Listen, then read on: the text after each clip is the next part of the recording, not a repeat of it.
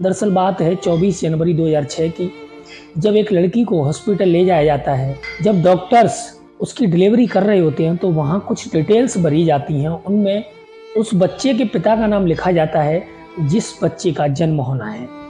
जैसे ही लड़की को उसके पिता का नाम पूछा जाता है तो वो खामोश रह जाती है। क्यों? इतने में एक लड़का आता है और कहता है कि आपको चिंता करने की कोई ज़रूरत नहीं है, मैं आपके ज़िले का ही हूँ, आपकी हर संभव मदद करूँगा, आपको जो चाहिए मैं यहाँ अवेलेबल कराऊँगा।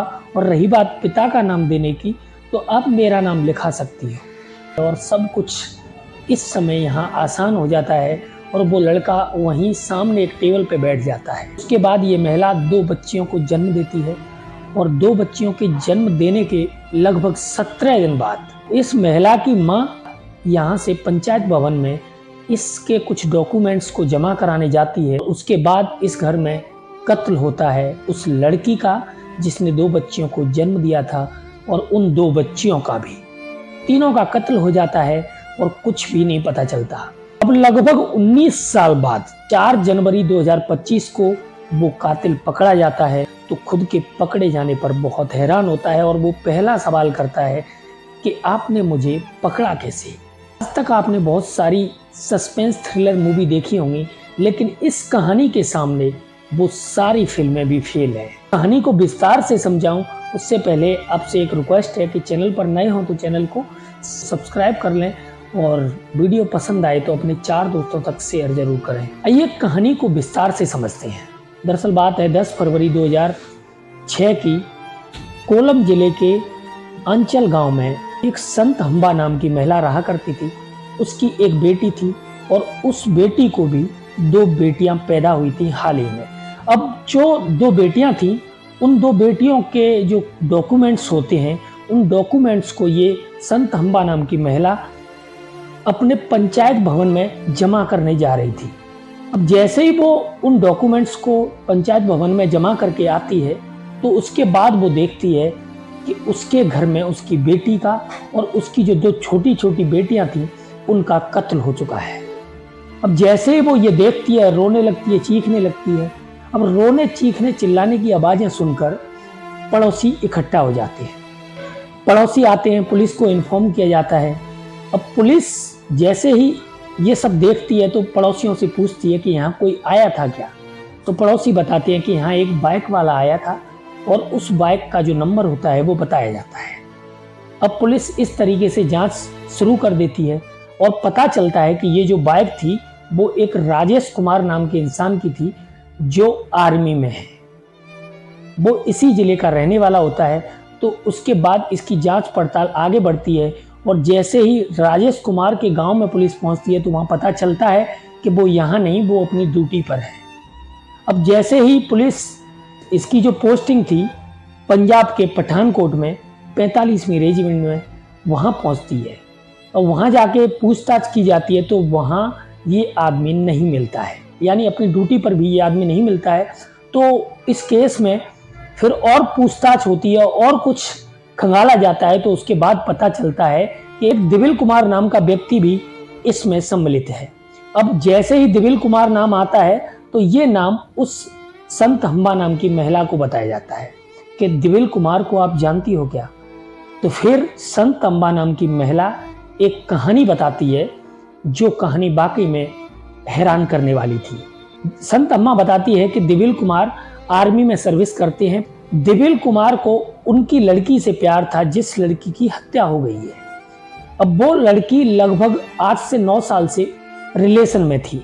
वो इंसान इस लड़की से कहता था कि मैं तेरे साथ शादी भी करूंगा, लेकिन होता क्या है कि एक दिन वो लड़की प्रेग्नेंट हो जाती है। वो जो दिविल कुमार नाम का इंसान होता है वो इसे कहता है कि इस बच्चे को तुम गिरा दो, लेकिन वो उसे मना कर देती है। दिविल कुमार नाराज होकर यहाँ से अपनी ड्यूटी पर चला जाता है पठानकोट। वक्त गुजरने लगता है और 24 जनवरी 2006 को ये संत हम्बा की लड़की होती है रंजनी, वो 2 बच्चियों को जन्म देती है।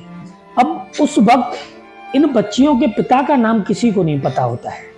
तो वहाँ डॉक्टर सवाल लगातार कर रहे थे कि इन बच्चियों के पिता का नाम क्या है। तो वो बड़े परेशान चेहरे के साथ उस हॉस्पिटल के गेट पर खड़ी हुई थी। तभी एक अनिल कुमार नाम का इंसान आता है और इन्हें कहता है कि आप घबराओ मत, मैं आप ही के जिले का रहने वाला हूँ, मेरा नाम आप इस लड़की के पिता के रूप में डॉक्टर्स को दे सकते हो। तो उस लड़के का नाम वहाँ लिख दिया जाता है। उसके बाद वो लड़का कहता है तुम्हें किसी भी चीज़ की कोई भी ज़रूरत हो मैं तुम्हें दूंगा। अब वो जो अनिल कुमार नाम का लड़का होता है वो संत अम्मा को कहता है कि तुम्हें यहाँ नहीं रहना चाहिए जहाँ तुम पहले रहा करते थे, क्योंकि तमाम लोग तुम्हें ताना मारेंगे कि एक कुंवारी लड़की को बच्चा पैदा कैसे हो गया। तो ये संत अम्मा सुनती है और उसकी बात पर हामी भर देती है।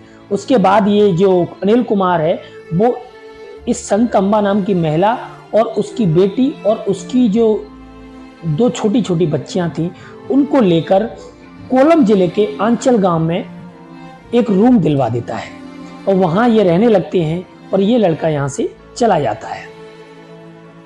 उसके लगभग 17 दिन हो जाते हैं।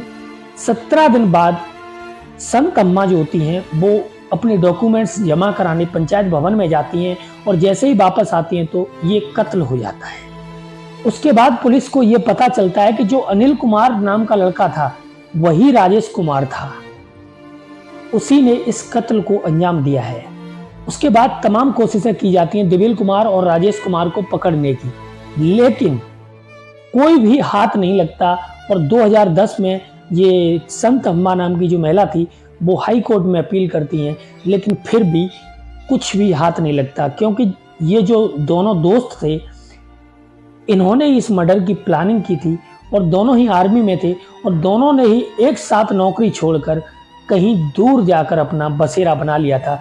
इन दोनों तक पुलिस कभी पहुंच ही नहीं पाई। अब लगभग 19 साल बाद यहाँ केरल के कोल्लम में एक नए अफसर आते हैं। वो पुराने केसों की जितनी भी फाइलें थी उन सारी फाइलों को निकलवाते हैं। उसके बाद ये संत अम्मा वाला केस भी निकल के आता है जिसमें 3 मर्डर हुए थे।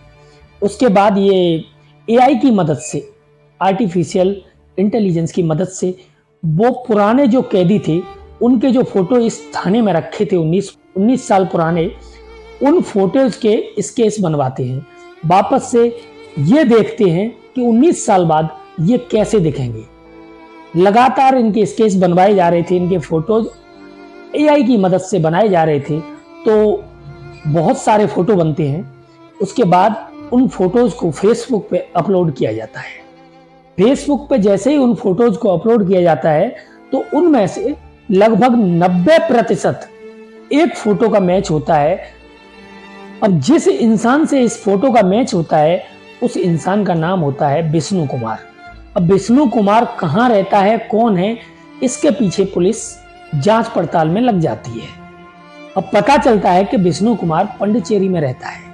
जैसे ही पुलिस पांडिचेरी पहुंचती है और उस विष्णु कुमार को पकड़ा जाता है और विष्णु कुमार की जो असलियत निकल के सामने आती है तो पता चलता है कि ये वही राजेश कुमार सिंह था जो बाइक से आया था और उन छोटी छोटी 2 बच्चियों और उस महिला का कत्ल करके यहाँ से भागा था। और वही राजेश कुमार सिंह बताता है कि मैं ही अनिल कुमार था जो हॉस्पिटल में आकर इस बच्चियों के पिता का नाम मैंने खुद का नाम दिया था। इस कहानी में सारी फिल्मों की जितनी भी सस्पेंस वाली कहानियां थी वो फेल हो रही थी। राजेश कुमार के बताए अनुसार प्रवीण कुमार के पास पुलिस पहुंचती है तो पता चलता है कि ये प्रवीण कुमार जो था वही दिबिल कुमार था जिसकी वो प्रेमिका थी, जिसने 2 बच्चियों को जन्म दिया था। उसके बाद प्रवीण कुमार को भी पकड़ा जाता है। ये दरअसल बात है ये 4 जनवरी 2025 की, यानी 19 साल बाद इस संत अम्बा नाम की महिला को इंसाफ मिलता है जिसकी एक बेटी और 2 छोटी छोटी बच्चियों का कत्ल हो गया था। जितने स्तर की जांच हो सकती थी वो सारी जांच इस संत अम्बा नाम की महिला ने करवाई, लेकिन उसके बावजूद पुलिस के हाथ हमेशा खाली रहे, क्योंकि उस तरीके से, उस मंशा से शायद पुलिस ने काम नहीं किया था, जिस वजह से ये कैदी 19 सालों तक पुलिस के साथ आंख मिचौली खेलते रहे। लेकिन आखिरकार 19 साल बाद एक नए ADG आए और उनकी मेहनत रंग लाई और 19 साल बाद इन दोनों कैदियों को पकड़ा गया। फिलहाल ये दोनों जेल में हैं। आगे क्या कुछ होगा, अब इस केस में इन दोनों को कितनी सजा दी जाएगी, वो तो भविष्य के गर्भ में छुपा है। फिलहाल के लिए इस वीडियो में इतना ही। मिलते हैं एक और कहानी के साथ, तब तक के लिए जय हिंद, जय भारत।